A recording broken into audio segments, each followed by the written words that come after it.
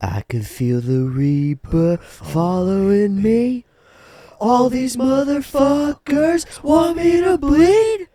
Unspoken promises I need to keep. So if you try to take me down, then I'll give you the finger. Give you the finger. Alrighty, welcome everyone. I'm Teeaboo and I am here for episode 4 of Jujutsu Kaisen. In my time watching anime and experiencing all sorts of media, I've come across a number of words to live by. One of my favorites comes from a wise woman named Yui Hirasawa, who said, "Tanoshi wa tanoshi da yo." Fun things are fun. And she's as much of a goofy goober as you might expect. But it's truer than true.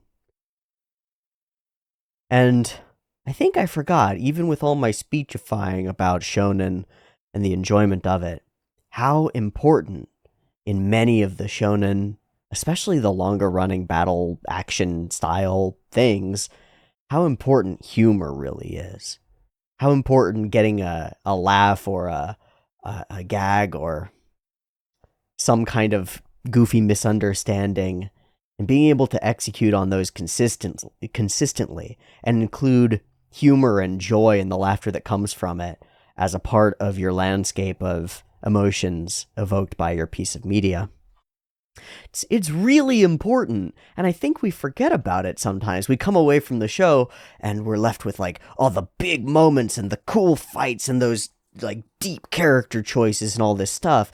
And I feel like, at least when I look back in my memory, I kind of glaze over the fact that a lot of the time that I spent with these characters was fun time, enjoyable goofiness, humanizing realness between people. And that's true when I take a critical eye and look back on almost all of the longer running fun action shows, especially the shonen, that have really had an impact on me. Hunter x Hunter, Full Metal Alchemist. People sometimes even complain about the kind of contrast and humor that you get in something like Full Metal Alchemist, where your characters are in the middle of a confrontation with some seriously dire stuff, and then they pop into sort of chibi forms and have a little gag and then go back to it, or get really frustrated about something that a character says, how dare you call me short, or JoJo's, which is chock full of absurdist humor. It's a pivotal part of making this art form, especially this particular type of it, really click. And it would be really unfortunate if it was missing. And yet, coming into Jujutsu Kaisen, I did not expect it to be as fun as it is. I kind of felt like it was going to be a little more serious about itself. I thought we were going to be like, I'm going to eat the finger, instead of like, lol, fuck it, finger YOLO. Which is kind of the attitude that the whole show has had, is pretty fucking punk rock. And I'm having a very good time. We've got everything that you could ask for. We've got punk rock attitude. We've got unexplained superhuman powers from our main character, besides his other explained superhuman powers. We've got waifus, I guess. We have Gojo, so I think that counts. I think it definitely counts. It's a good time, and I'm here for more of it, and I'm excited to get into it. Let me do a drawing. I will say, this is my last sheet of paper. I bought a full ream of Sax Sulfite quality white drawing paper, and I have drawn on all of it. I've drawn on all of it. I've got just stacks of the drawings that I've done over the course of a significant period of time. Well, I think it's only right to grace the last sheet of my drawing paper with a cool lad. So that's what we're gonna do here.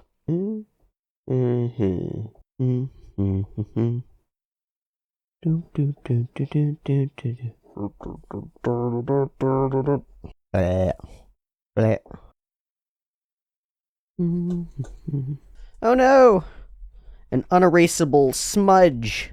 Well, I'll just have to incorporate it like a bad tattoo. And this one will also switch to being here.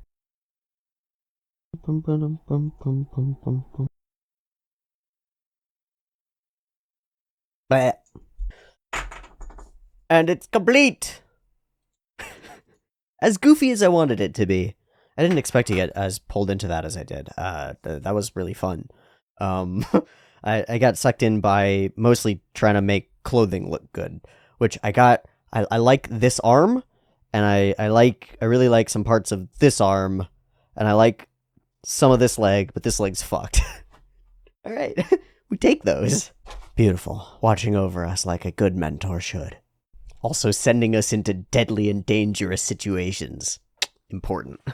After all, how will our young characters be forged if they are not cast into the fire? Speaking of fires and danger, a giant floating god fetus has appeared above a prison, and it seems bad, and we're probably going to be dispatched to go deal with it.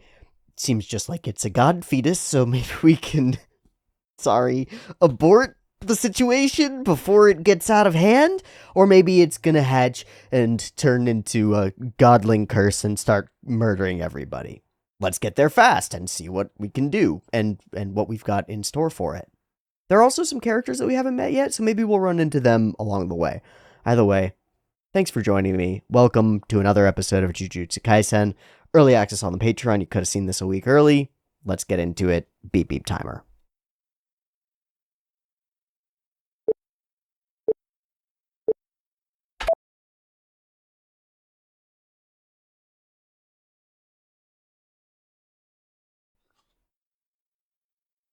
Our window?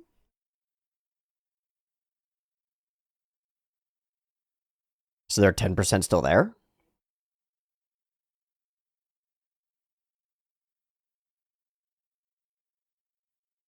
Yeah, thank you.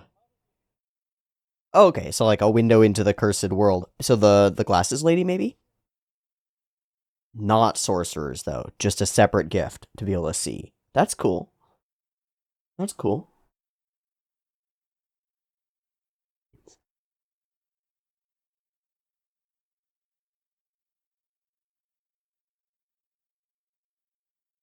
Ooh, a new one. Bad juju is what it means. You've got one inside you. Oh, thank you, thank you. Hmm. Hmm. Hmm. Hmm. A carpet bombing of cluster bombs. Cool! Oh. So Gojo. Oh. But instead, we're gonna throw 3 rookies into the lion's den. He's too important, huh?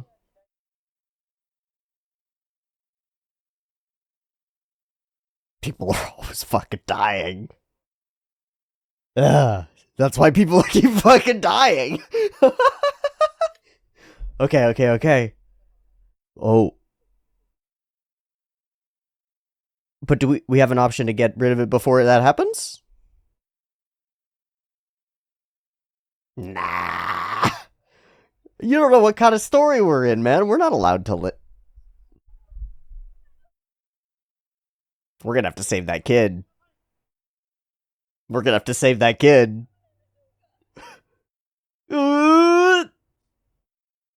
My good boy is on fire.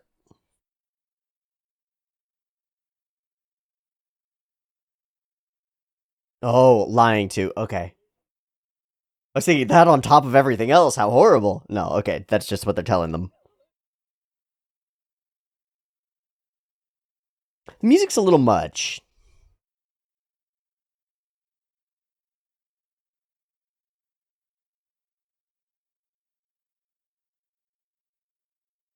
Cool.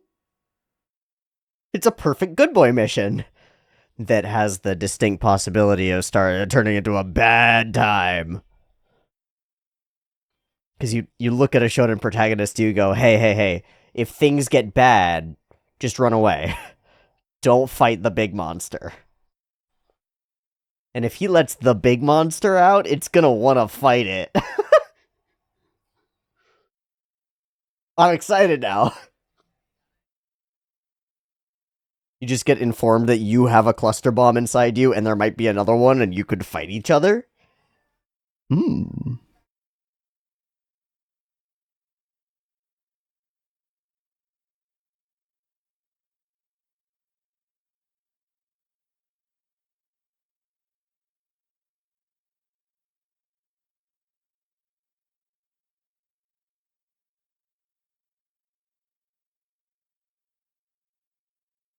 Oh yeah, we still haven't met a panda.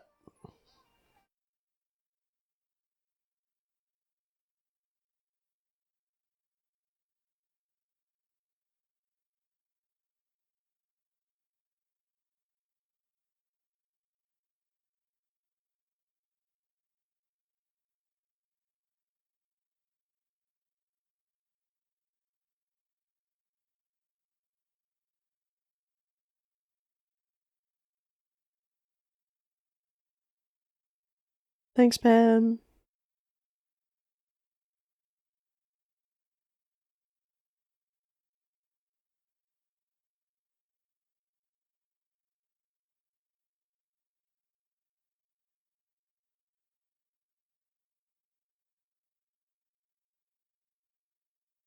Prevent stuff from leaking?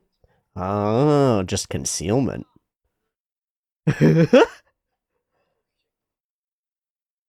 We finally get to see you in action now that we can ask questions.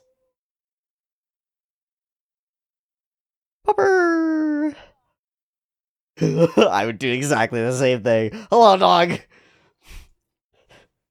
I'm a powerful beast. Yes, Mosquitis. Cool color change.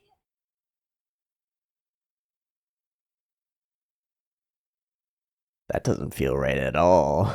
Yeah.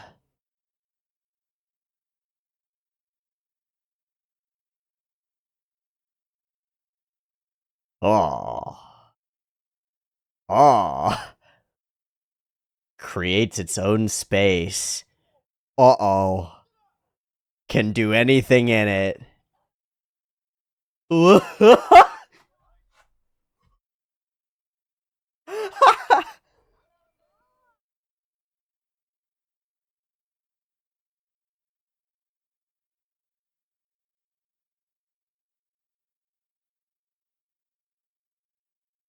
So good, boy. Can't stop it. Wonder what that was. Yeah, things feel nice and warpy.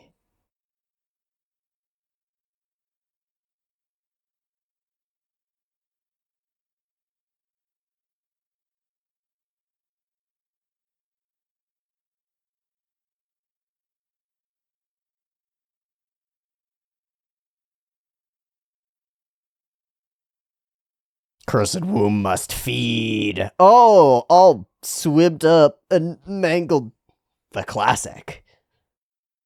Hard to tell. Oh. We're not gonna be able to save that kid.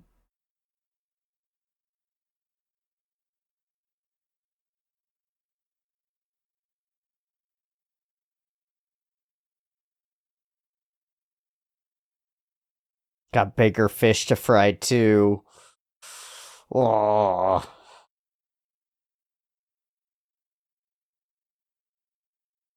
Hmm.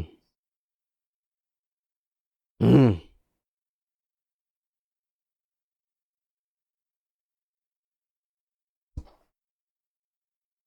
Ideal clash. Here we go.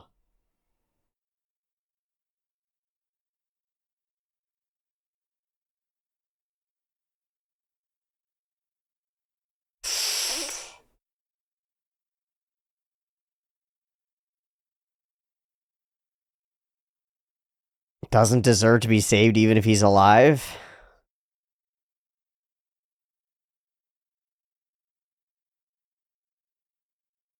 You can't avoid that. Got him. Man fight! Ideals! Huh?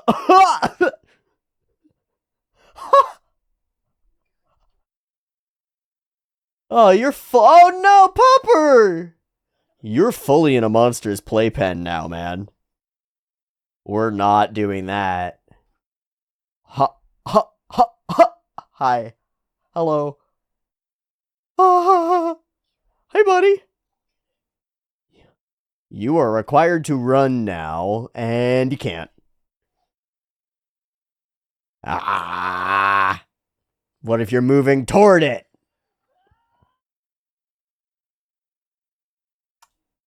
That didn't go well.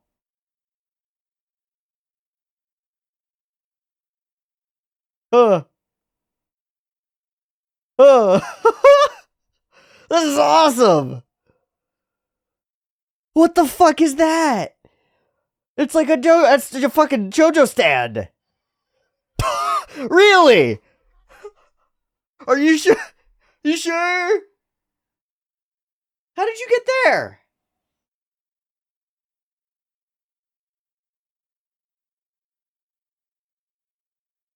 That was awesome looking. That kept being awesome looking. How did you get from where you were in the room? Okay. We're snapping back. Ugh.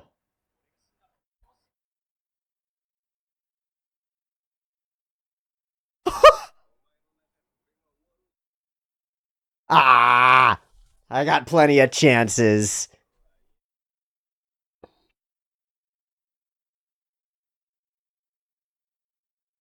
Let me out. Oh, man.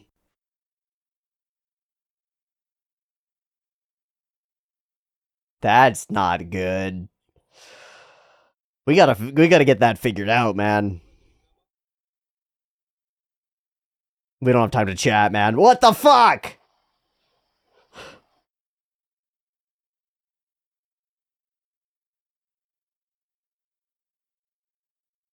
Just having fun.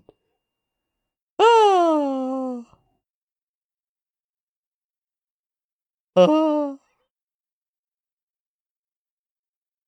He's on it still. Amazing. Dude, it's still a chrysalis thing. Ugh. Get everybody out and let us fucking fight. Let's go. Yeah. It'll grow back. It'll grow back.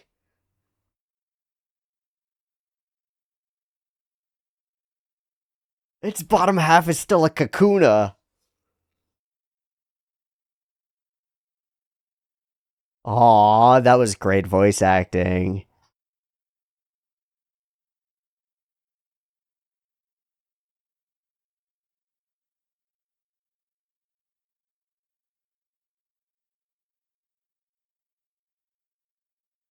Jeez. I thought she manifested them out of stuff. Wah. Oh no, it's growing. Yeah, I've seen that kind of thing before. That's bad. Keeping up a brave face. Let's go, man. Yeah, you are fucked. Time? Is this the shot in the OP where he's burning up? I think it is.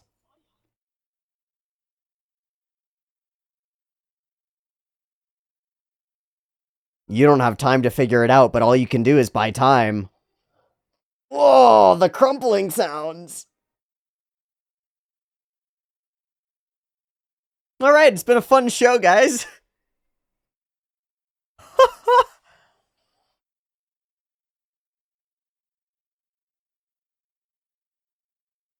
And there's that shot.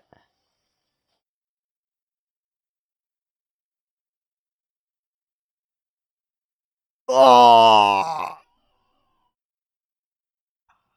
yeah. Fully disintegrating into the fire. Why? Okay, a moment for regret.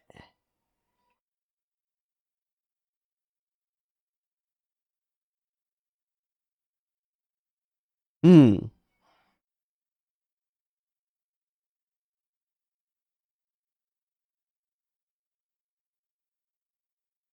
Why then? Oh, there it is.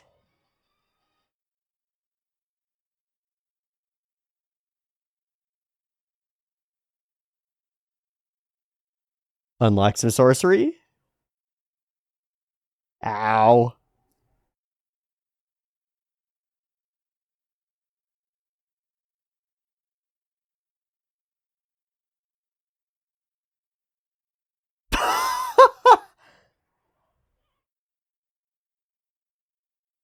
Duggies!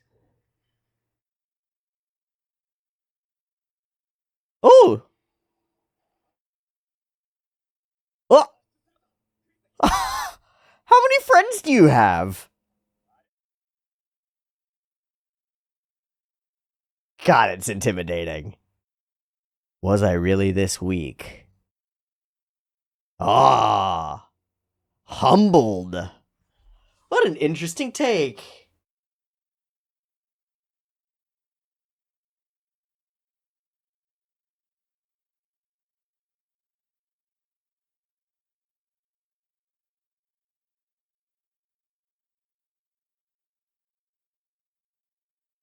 Wow, full face down to his own mortality.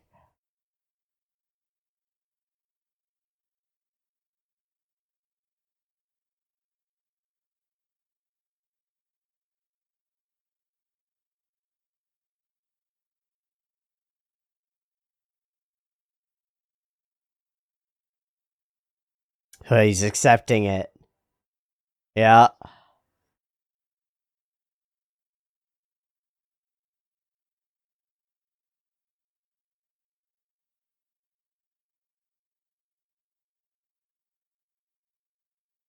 Ah! Awakened to his actual potential by fully facing down death and deciding to be honorable despite it. Certainly not enough. But. Oh, that's the signal, isn't it? Yeah. Oh, shit. Come on, buddy. Yeah. Hi. Oh, that's cool. Wow, that just took us up to mid roll. Oh my goodness, that was snappy.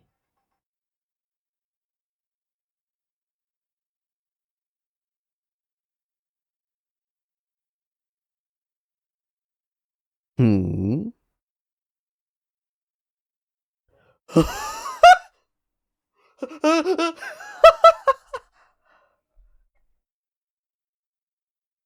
We're getting goofy. We're getting goofy with him.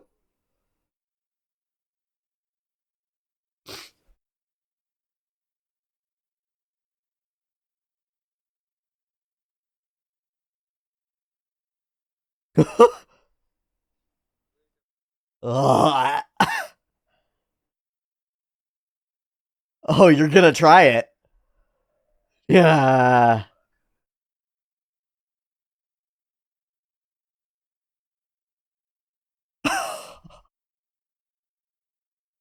Oh, darn.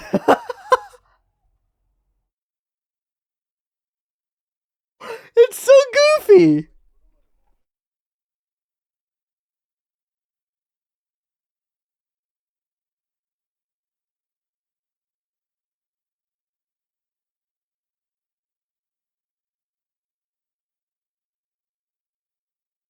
Just a total switch of playing with him.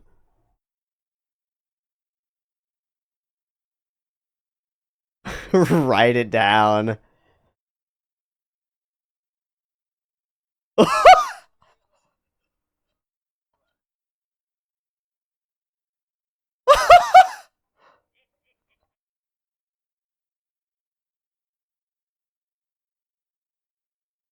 Oh, he's wonderfully cruel.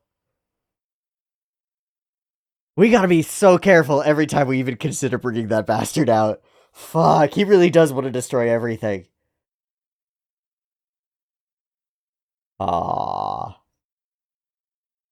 Yeah, he's gonna come out of here with a fucking torso. Ow.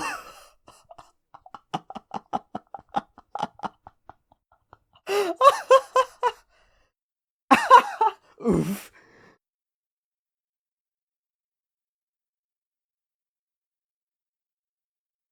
He believes.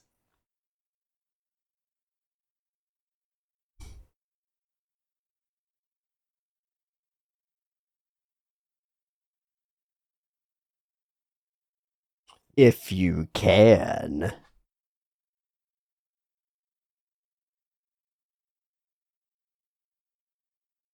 Let's have babies. They'll be double special. Oh!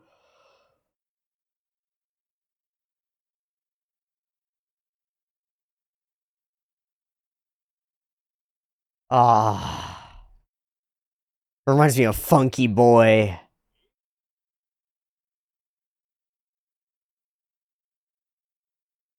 Funky Boy and Meruem.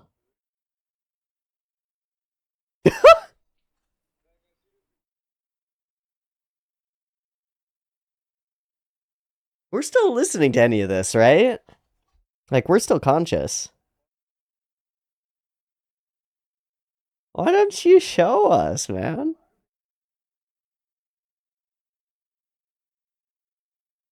True.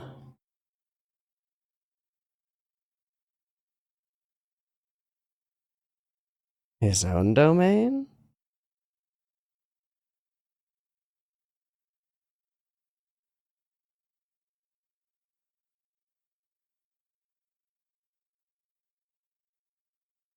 Oh!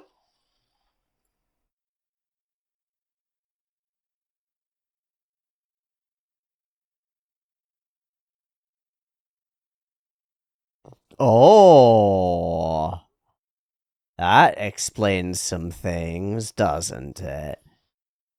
Fire effect. What is your fucking malevolent shrine thing? What was that? What do you break? But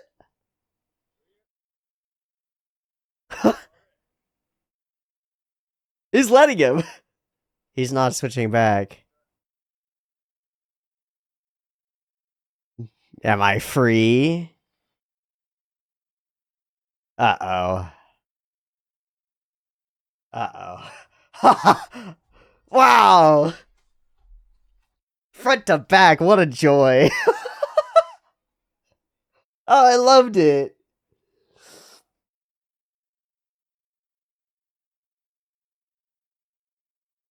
Really reminds me of Edge Runners in some ways. Maybe it's just because of the scene of him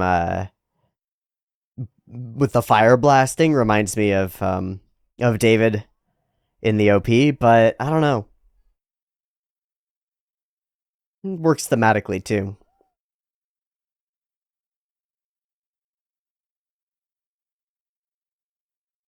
Despite all the things that we've faced down already and how rapidly we have, really facing your death and a failure, helplessness,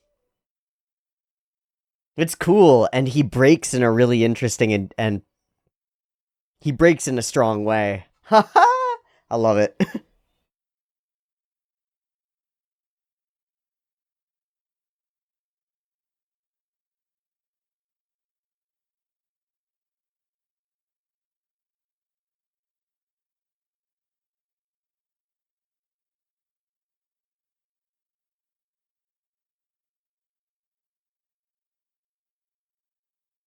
All right, good.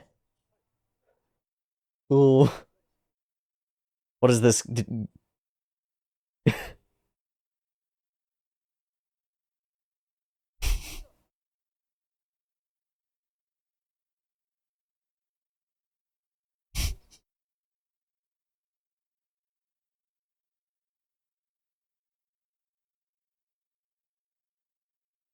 What? What does that have to... What? What?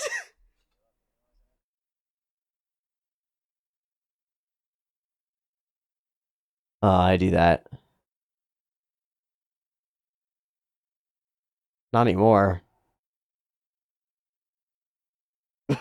Why can't she? No, she... Oh.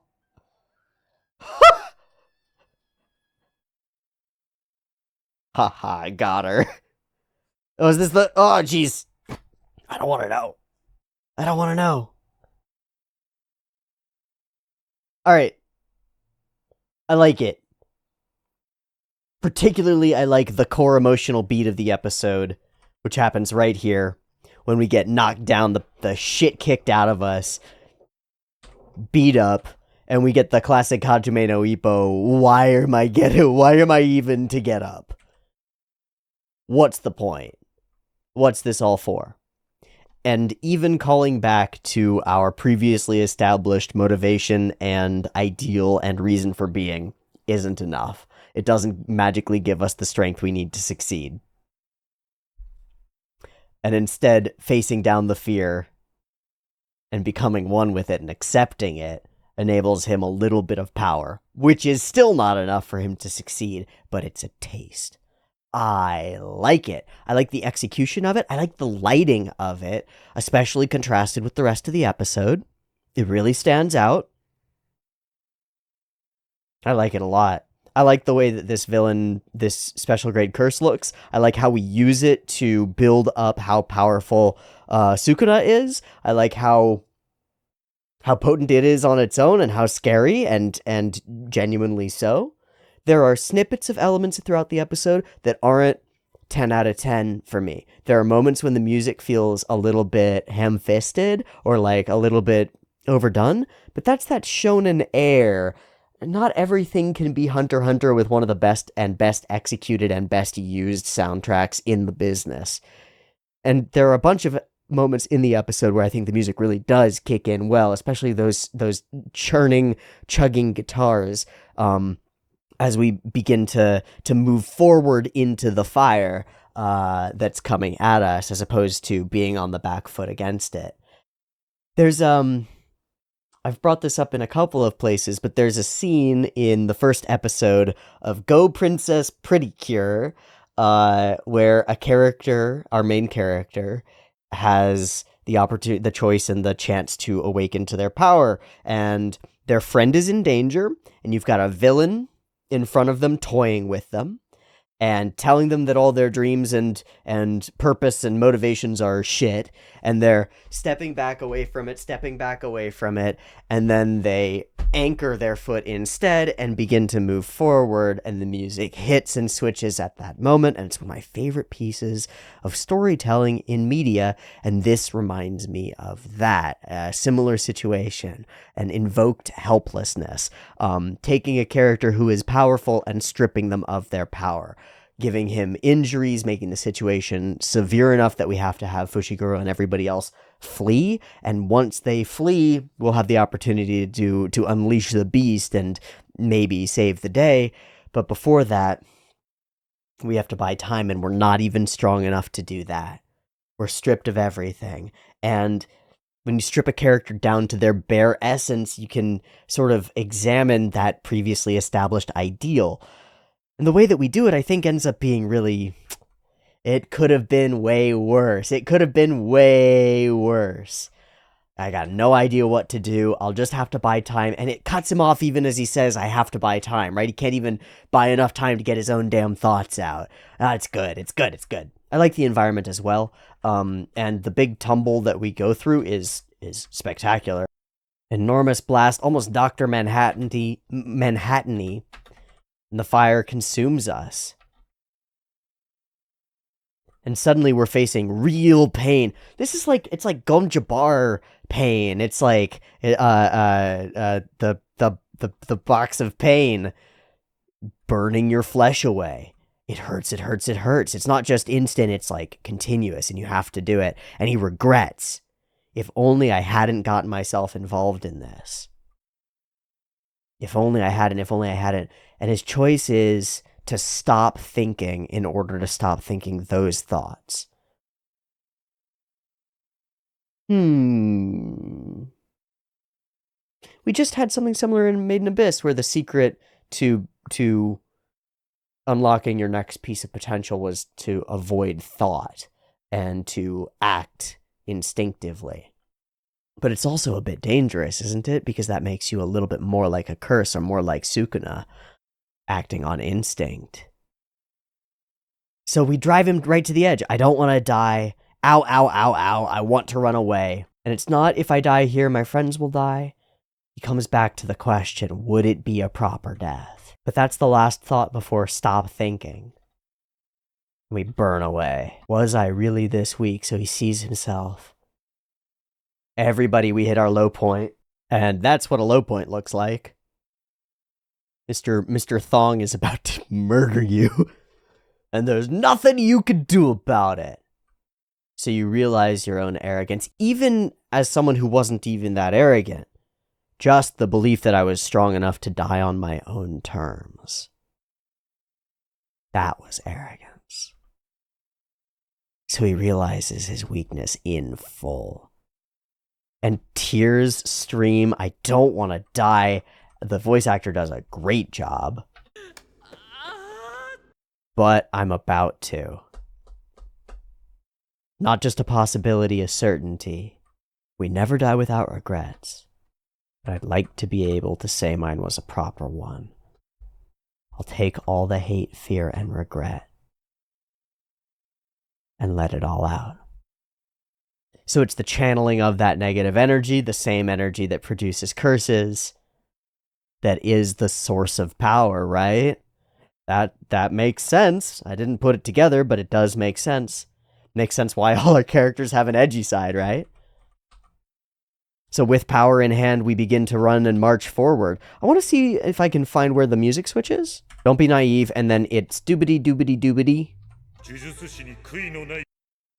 And then it builds as we go. And they use the cuts to each flashback to bump the music and add layers to it. Okay, so it's right after. Voices too. Sweet. It's not enough, but man, it's good. It's cool. It's a taste. And the howl means we can transform, so we've bought enough time. And then it's a total table flip. Tables are turned. The curse just immediately realizes it's in the presence of royalty and is opposite freak out. I like this window into Sukuna's mind that makes him, I'd say it humanizes him, but it just lets us get to understand him and figure out how conniving he's being.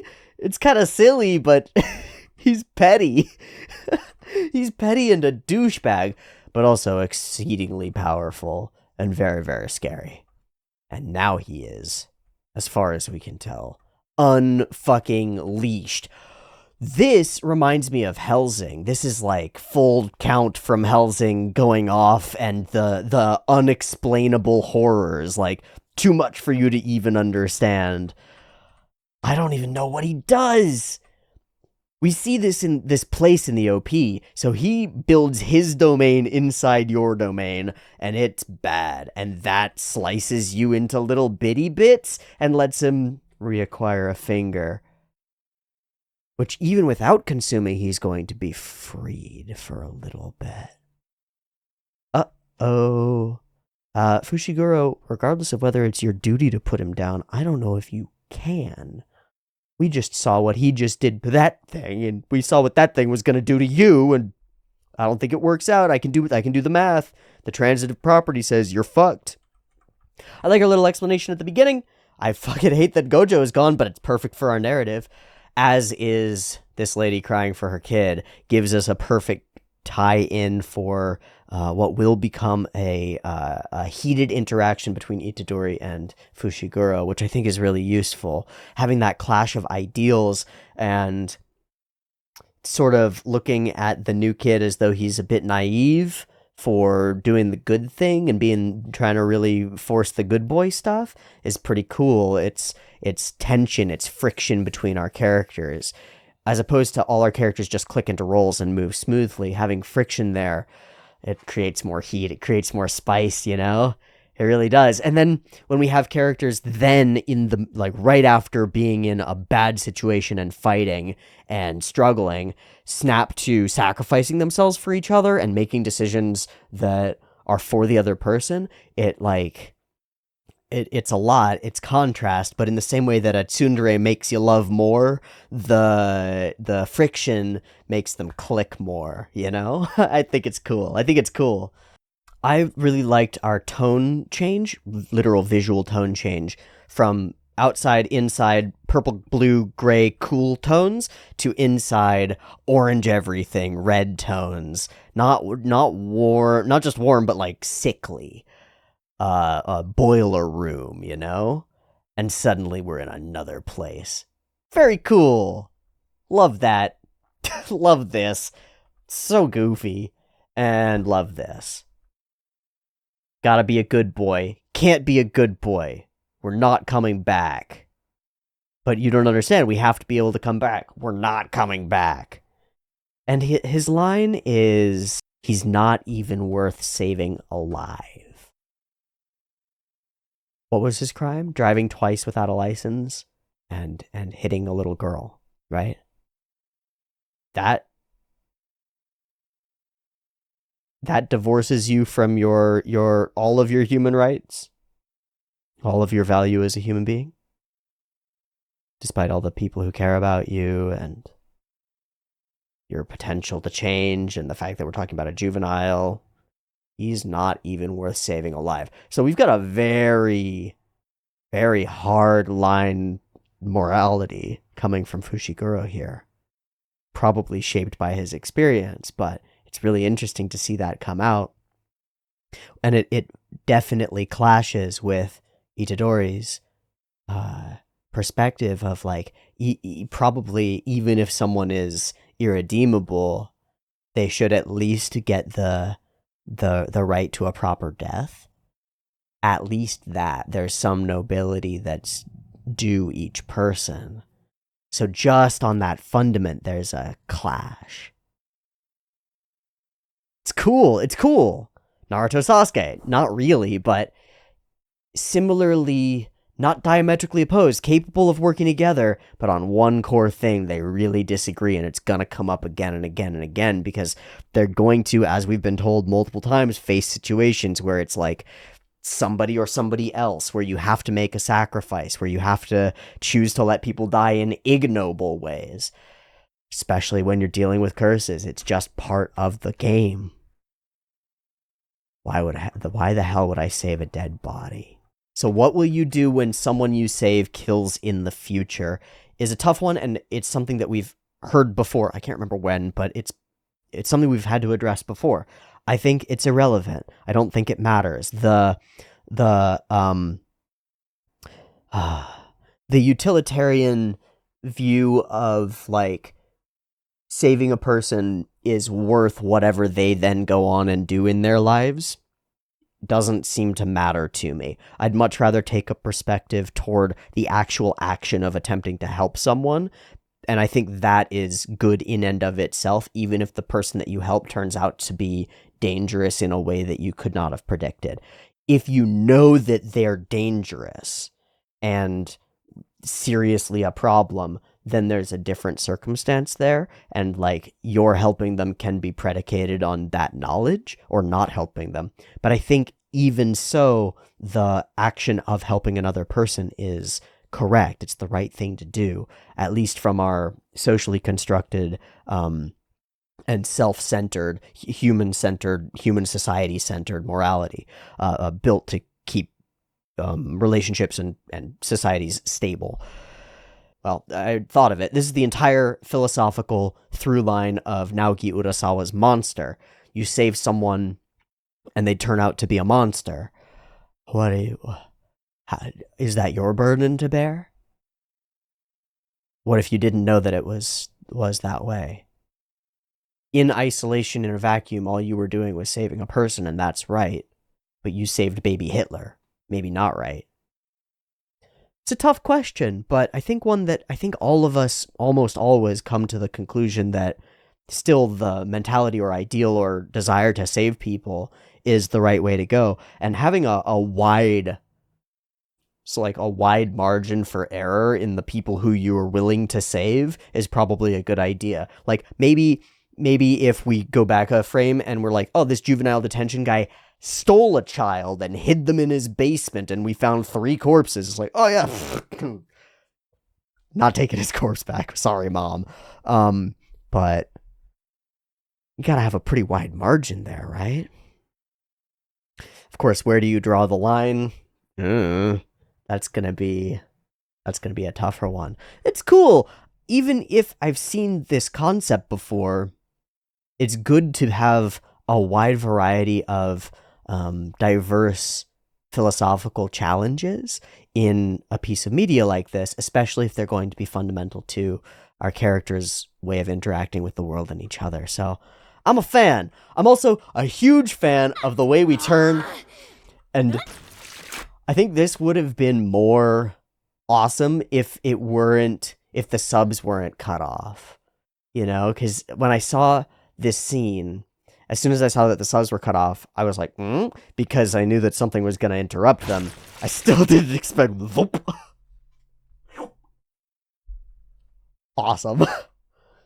But I had a half second of warning, you know? Divine dog, not there no more. Hello. Hello. Like a JoJo stand, and it is half a chrysalis, which it then rips away like tearaway fucking stripper pants. Wow. I don't know if I love the weird, like, snap to time fuckery here. I would have been okay with if we just picked back up where we were and dropped through here, but I love this. You can't access your real power. He doesn't want to. He doesn't care if you die. Or at least he's willing to bluff his way through. He'll take another chance, and then he's gonna threaten everybody around you. Fucking asshole. You know what? I just cut past it because I just realized that I cut past it. The opening moment here where he drops in on the burb, and we do a full, like, shoop, foop, foop, and then he's running down a hallway that's at a diagonal. Oh. Hup. Pop. Da. Again.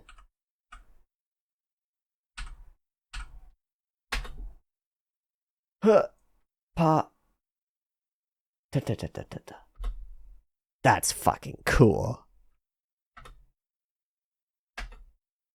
Warped background makes it still feel like it's a weird space. Oh, that's sick. There's another one where we get blown backward by Monster. Monster looks great.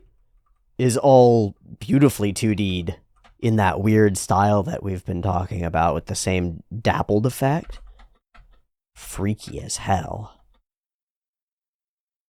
Some cool scenes overall. Some, like, semi-wallpapers. And some really bad times. Blast, blam, and that pretty much takes us to where we started off our discussion at the emotional strong point of the episode. And brings us through and home to the end point of the episode, where Ryomen Sukuna seems to be unfucking chained. We already knew he was unhinged, but now he's off the leash. And Gojo's nowhere to be found, so we're fucked, man. I assume that this is not going to end up being that much of a problem, and Itadori is going to be able to reassert control relatively quickly before everyone in a 10-mile radius gets murdered by Sukuna. But maybe not. I don't know. Coming right off of this awakening of power, and it being the manifestation of your darkness, fear, anger, regret, and the regrets that you face as you're facing down death in particular. realizing that you can't face death as strongly as you wanted to, that it was naivete that allowed you to believe that you'd be able to face it, and then in the face of the real pain and agony and despair, you falter. So in that faltering, find strength. In those regrets, in the hatred, self and other directed. Channel that all into your fist, and then use that to fight the world. That's a more coherent coagulation of thoughts than we had before. It's like growth. Weird how that works. It's like that growth is partly coming from bouncing off of other characters and being exposed to more threats. Kind of like what we said about Gojo throwing them into the fire. Maybe this was all a ploy. Maybe he's just a lazy bones. Okay, that'll be a wrap. I think I covered everything that I wanted to particularly talk about over the course of the episode. I enjoyed it. It was good. Cool stuff. Solid character development. Solid fighting. Some surprises. And cool bonding between characters in the fighting that they've had between each other. It makes me see them as like, you see two guys sort of arguing at the bar and they're like, no, my football team's better. And you're like, oh, those dudes are about to be good friends. That's the vibe. And I like it. It definitely reminds me a lot of the shonen that I've come to know and love. So it's growing on me. And it started strong, so it just keeps growing. Good stuff, y'all. Thanks for watching. I'll see you next week for more. Get it early on the Patreon. Peace.